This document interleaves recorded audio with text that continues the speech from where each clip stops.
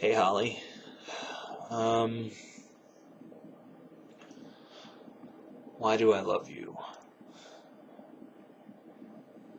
Well, I remember the first day that I saw you.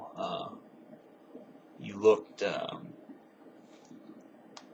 kind of menacing, I guess, with your little. You had this pose. I think it was like that menacing kind of, haha. And I thought she looked really cool. And I clicked on the pictures, and I thought they would all be like that. Like they would all be kind of like spooky girl poses. But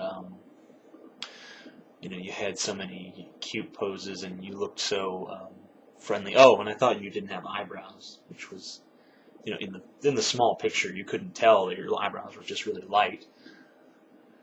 And I always had a thing for girls with no eyebrows. Probably because my hero growing up, Marilyn Manson, didn't have eyebrows. Uh, so I always thought that was kind of cool. I thought that it gave a cool effect. I've always kind of wanted to, deep down inside, shape my eyebrows, but I was afraid that it would look stupid. Plus, I'm not willing to do all the other things you have to do to maintain it, like, get dark hair or, dress in an elaborate, kind of uniform thing. Not really a uniform, you see what I'm saying. Um, I don't know, I just looked at you and you were, I don't know, you had this warmth and this mischievousness. And I still remember the first time I heard your voice, how everything about it encompassed that same warmth and same mischievousness that I saw in those pictures when I first looked at your profile on MySpace, when I was deciding whether or not to reply to your message. And after I saw you, it was a no-brainer. I had to respond at that point. And I guess none of that really explains why I love you, though. It's all just kind of the circumstances surrounding it. Every time that I talk to you, you make me feel like I'm a cynical person. I have cynical viewpoints. I feel a certain way. I can be intense. I get very lost in my world of darkness sometimes. And you, like I'm trapped in the nighttime zone. And you are my sunshine, basically.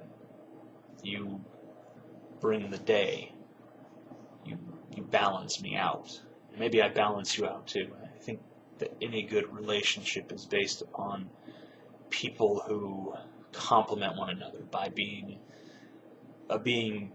similar in a lot of ways, but also very different in a lot of ways. So that there is a good symbiosis and we strike a chord with one another. We're like two notes on a piano that work in harmony when pressed at the same time. But I guess none of that really answers the question. I don't know. I don't really know where the feeling comes from. It just is. I can't explain it. It's beyond my ability to rationalize, I guess. I just love you. And I can't foresee a future where I don't feel that way. I know that part of you is scared, and part of me is scared that maybe it's too good to be true. Maybe,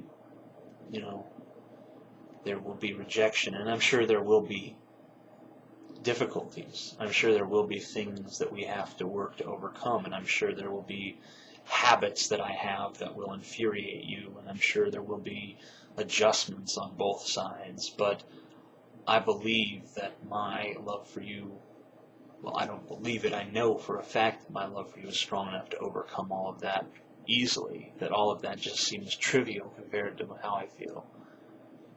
So, I don't know. I hope that this is what you wanted when you asked me to make this video. I don't know. It's awkward to talk about because I'm not really sure. I don't really know the answer to that question of why. I don't know that the question of why is that important. What's really important is just that it is. You know, the existence of the thing is what matters, not the origin or how it came about. But